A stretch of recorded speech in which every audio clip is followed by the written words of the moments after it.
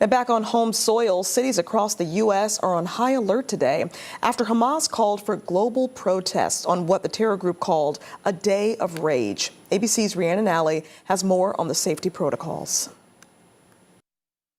Law enforcement officers across the country on heightened alert after Hamas's call for a global day of rage. The Los Angeles County Sheriff's Office is pulling personnel from specialized units to increase visibility.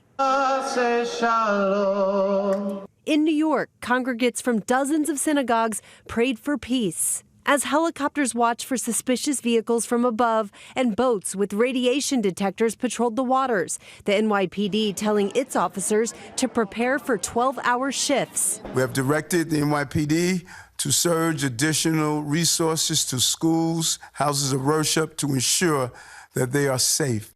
In Michigan, police arrested a person in connection with an online threat against Palestinian Americans in Dearborn.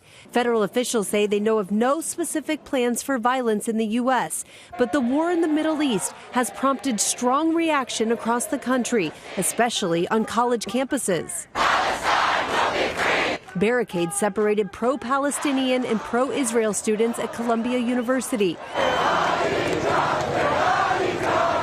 And at Harvard, the school's Palestinian Solidarity Committee has faced backlash after releasing a statement signed by more than 30 student groups saying they held the Israeli regime entirely responsible for all unfolding violence.